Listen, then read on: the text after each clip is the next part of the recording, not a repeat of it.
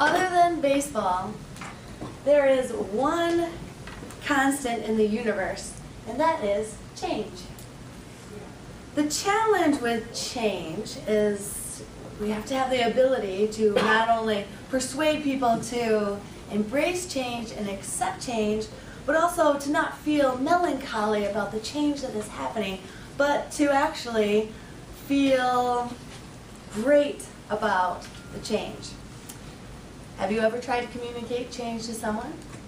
How did it go? Were you successful in that ability to persuade someone?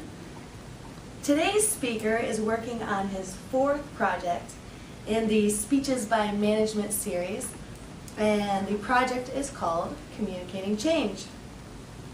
The objective for today's speaker will be to introduce a new idea, to establish operations or methods, to show the audience how the change will benefit them, and also overcome any resistance to the new idea and gain the audience's support. Timer, please allow 5 to 7 minutes on the clock with green light at 5, yellow 6, red 7. Fellow Toastmasters, please help me welcome your Executive Director of Global Health Organizations, Mr. Jesse Sutton.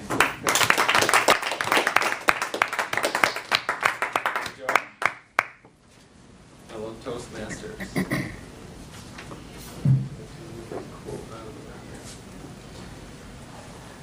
As Joy said, I am the Executive Director of the Global Health Organization, and I'm here today to communicate some change to you.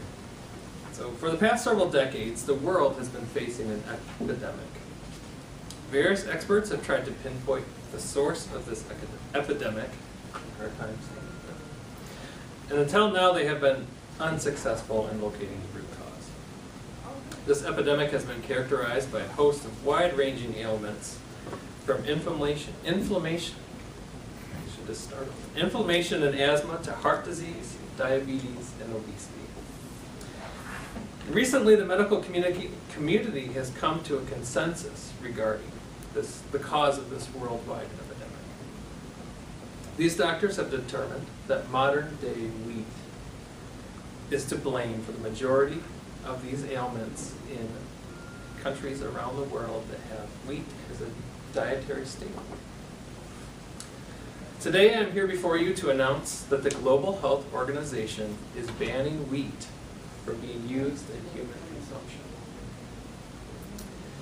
Now, for thousands of years, wheat has remained mostly unchanged. However, in the last century, wheat has undergone incredible changes. Agri-scientists discovered that by fertilizing wheat fields with extra nitrogen caused the grains of the wheat to grow larger. This was an exciting discovery. Wheat production would soar. However, they soon noticed that the extra weight on the head of the grain would cause the wheat stalk to bend and would pinch off the nutrients to that grain, and it would also make it incredibly difficult to harvest the wheat. So, soon a solution was found. Different grasses were hybridized with the wheat to produce a short, dwarf version of wheat. So you can see in this picture that I will pass around, wheat used to be about 4 feet tall. Now, it's about 18 inches tall. So,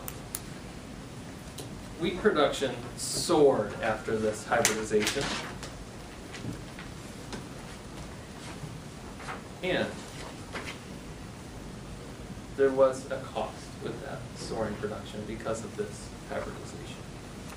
Within a short time, the incidences of heart disease, diabetes, and obesity began to rise. So, the medical community told people to diet, exercise, and eat more healthy grains.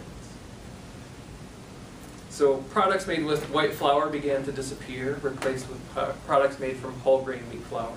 But the epidemic continued. And after much study and debate, the medical community came to a consensus that wheat was the culprit. And the only solution was to totally eliminate wheat from the human diet.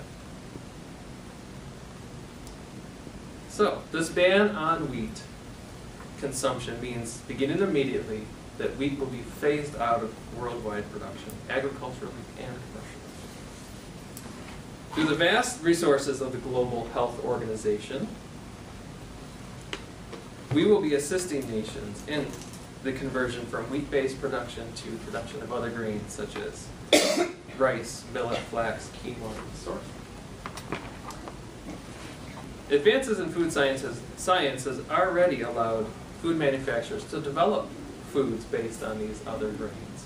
And we will also be assisting those manufacturers in accelerating the process of developing these new products. Now, we understand that this will be a difficult transition. Many people do not know that the consumption of wheat actually causes a chemical reaction in the brain that is similar to morphine.